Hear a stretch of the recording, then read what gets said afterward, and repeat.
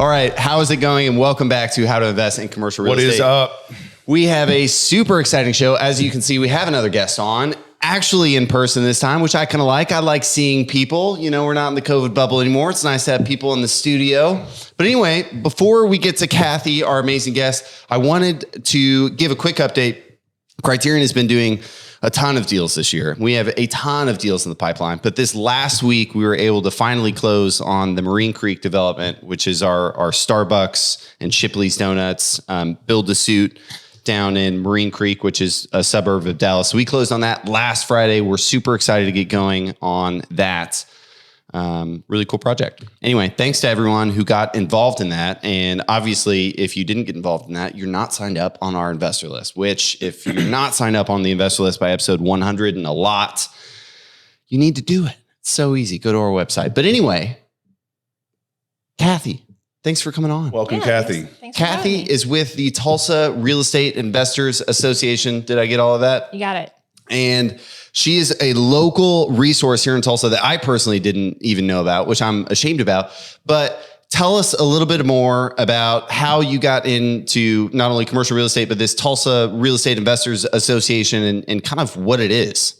Yeah. So the Real Estate Investor Association, we say Tulsa REIA for short. So Tulsa REIA was started by someone in, early 2000s.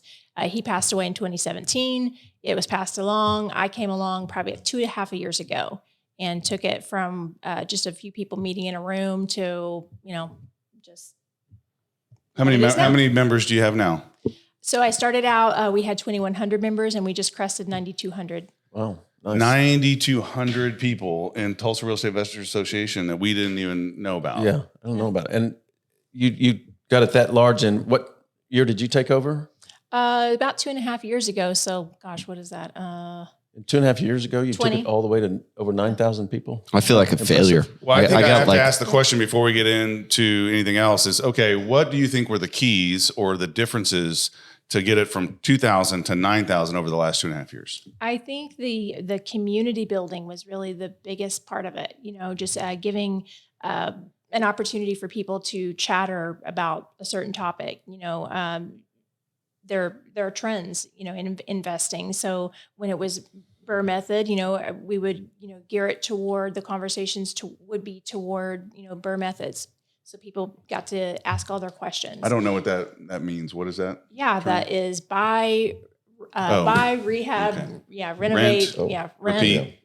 Yeah. Something repeat. Okay. Something repeat. All right. Yeah. I now know what that is. Yeah, so that was a trendy method at the time. Interest rates have changed. We talk a lot about interest rates, or people doing wholesaling. There was a period of time where that was a prevalent conversation.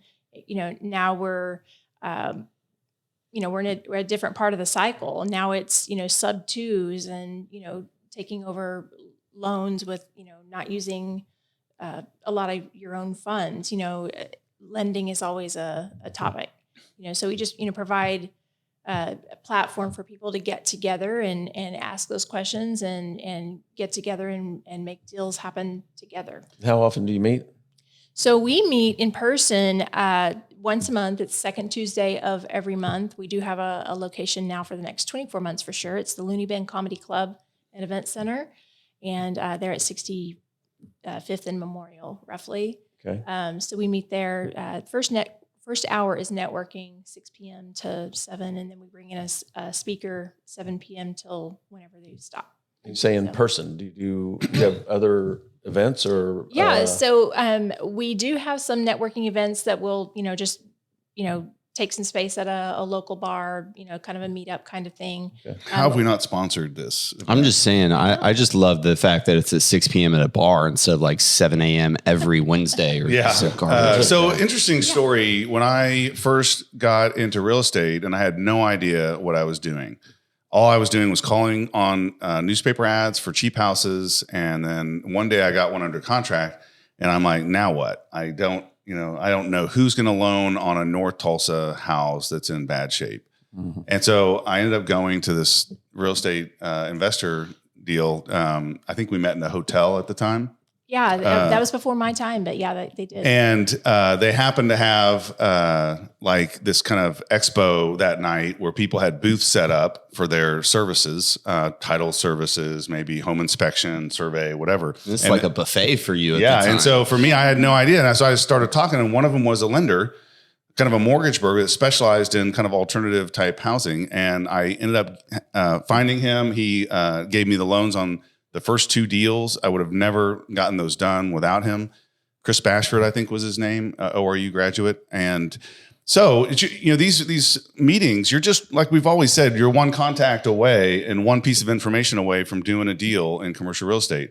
And so I'm an example of that, but now there's 9,000 people there for you to go and potentially meet and gain information from and partner with and stuff. So I think it's great. Yeah, and in those events, we'll have probably anywhere between 40 to 50 people to 200 people, on any given night. Everybody has families, that soccer practice, and that kind of thing. Some people aren't as local to the community. Maybe they're in Oklahoma City or even outside of the state. We've got some people that are a little further away, but they invest here. I assume you have a website where people could go on and see what the subject is and see if that's something they want to attend. Is that right? I do. However, my web developer is working on arranging some things here. So okay. So how do you get the message out to the 9,000 people? Is it a Facebook group? What is the easiest method of communication that you use? Easiest method right now is that Facebook group. I know not everyone likes that @everyone batch tagging feature, but that's I try to use that very sparingly. To let everybody know that we've got something going on, or I'll put out the entire month worth of content, topics. Website, coming online, I want people to be able to go and use that. It's something like, there's a membership feature, there's a deal board feature, there's, resources and education feature. Is there any cost associated with any of this? Yeah. So the Facebook is entirely free. You can have an entire existence and be an investor without ever having to buy a membership. There are some features that buying that $250 annual membership does provide a little bit more tailored experience. Yeah, but I think most of these groups, a lot of them you have to pay to attend, and not necessarily pay to attend. I go to so many luncheons where I'm not a member of the organization. They'll charge me, $20 for showing up to the meeting or whatever. But I think you said something earlier that really struck with me. It's like, I didn't know what I was doing, so I just started talking. Like, you saw all of these people, you maybe had an opportunity at a deal. And I think we've all been in that position where we've had this opportunity. We saw this piece of crap house in the paper. We drove by it and we're like, man, I could fix that up and make some money, but they don't know where to go, right? What I'm here to say is it's that expo that probably changed everything, right? You said that. I'm not saying that. You said that. So it's groups like these where you can walk in and there's title companies, there's lenders, there's investors, there's people who've bought crappy houses and crappy apartment complex and crappy storage unit buildings and crappy industrial buildings. And you have to walk in there not knowing anything and silent, right? You got to go in there and say, hey, I'm really interested in this opportunity. I've maybe got this opportunity. Do you happen to know anything about finding a lender on a piece of crap house in North Tulsa? Or do you know anything about industrial buildings? Maybe you can help me. Or do you know somebody I can talk to, network a little bit, right? Yeah. They're going to be holding a beer at the event. They're going to be like, oh, you need to talk to that lady. She's the industrial warehouse queen. Or, oh yeah, that dude writes loans like crazy. Go talk to him. If he can't get you a loan, you're out of luck, or whatever it is, right? You've got to go in there and kind of leave your pride at the door and say, I've got this opportunity. I don't know what to do with it. Help me. And all of these people are going to help you for free. They're just going to talk to you. So I want to follow up on that. So tell us some examples of some of the classes or the speakers or the topics that maybe some people might learn if they showed up. Sure. So earlier this year, we had Partner Tulsa came in and they were telling us about all the opportunities that they have with commercial investors, land investors. They have a lot of resources that they get from, various different sources, funding sources outside of Tulsa that they lend into the community here for redevelopment. There are some initiatives that the city has And they have partnered with Community Tulsa, Partner Tulsa, that they give those resources to people who are specifically in multifamily, specifically in commercial or industrial, and they're trying to revive some of those developments. We've got a lot of investors that do the single family or small multifamily. That's not really what they're focusing on. They are really focusing on those more established investors. Earlier than that, we had Brandon Neth was doing credit card stacking, let people know how to use points and stacking, for purchasing real estate or for travel for free. We say for free, but you get the credit card, you spend the money, you earn the points. I don't know how free that is, but that certainly you get some rewards that you might not think about. This last time we had Greg Lehrman from API Exchange came, and we were talking about 1031 exchange features from the IRS code. So, those are some recent topics. Next month we have Lindsay Barber. She's with CCK Strategies. She's a real estate tax strategist. To help people plan how to not wind up at the end of the year and have to file your taxes and then wish you would have done something. She's actually a strategist before we get to the end of the year. And do you record these and post them online, or? Yeah, I'm working on a better technology feature. Yes, we record them. So far, the what I've recorded has not been made available. Maybe my technology needs to improve. Okay, interesting. I just think over time you're going to build up a database of a lot of different episodes, and if you had on your website, where people could click in about the 1031 or whatever, I think it would draw a lot of traffic. That's the plan. Just the execution of that. I don't want to say I'm a one-man show. I do have some really good help. I have a couple of board members that are really good at helping advise. I'm just trying to build the right team. And you were asking, how do we get from 2,100 people to where we are now? It's building the right team. It's having the right conversations with the right people that can execute with the vision that you have. So that means that, I've got to communicate that, what that looks like going forward. I think about the website, Bigger Pockets, it kind of reminds me of what, this Tulsa Real Estate Investor Association could do on a smaller scale, where it's a total resource for everything real estate, not just commercial, but single family. And they log so many articles and information on there for people to go and see.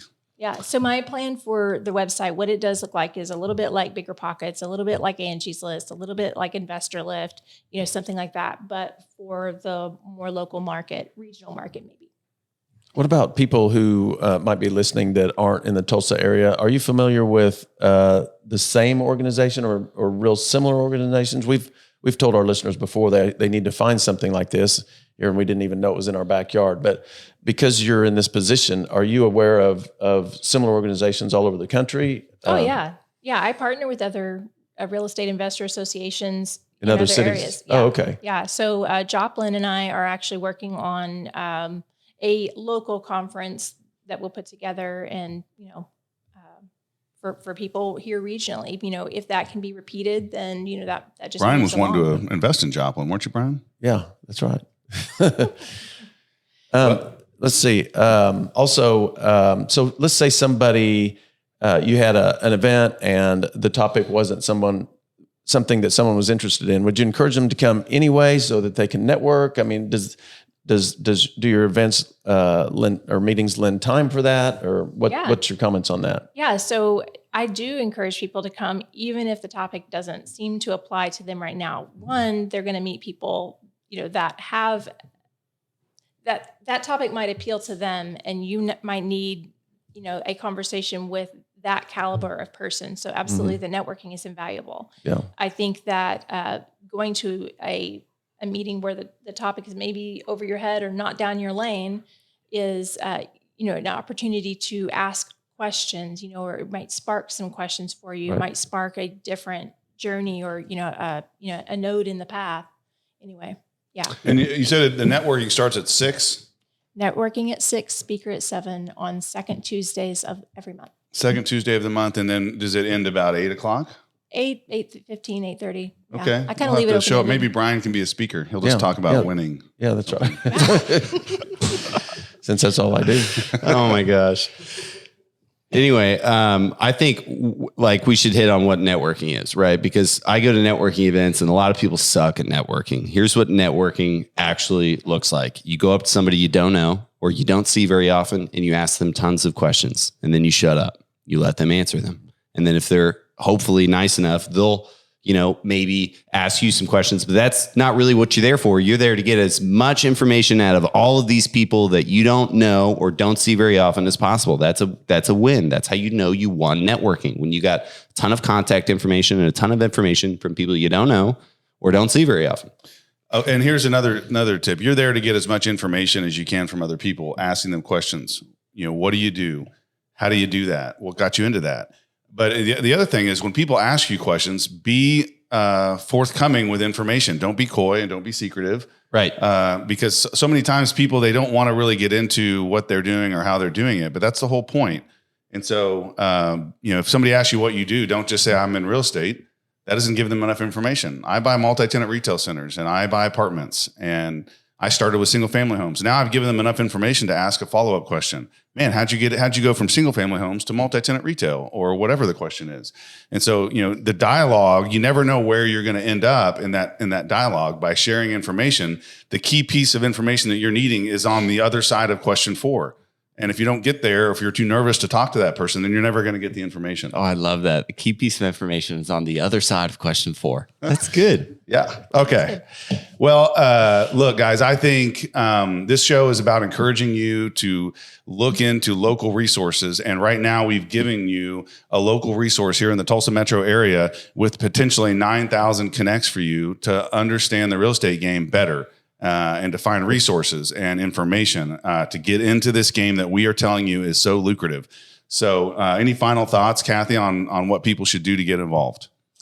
I really encourage people to, jump on the Tulsa REIA Facebook page. That is for free.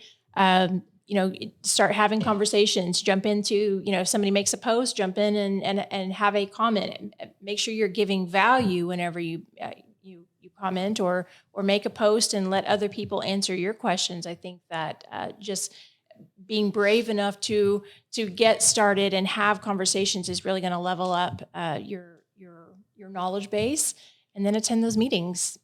I love to see people. Yes, we do charge $20 for non-members to come to the meeting. That's not the reason. I love seeing people coming together, making deals happen. I'm not even part of it all. Just they are making connections and building wealth for their families based on just coming to meetings.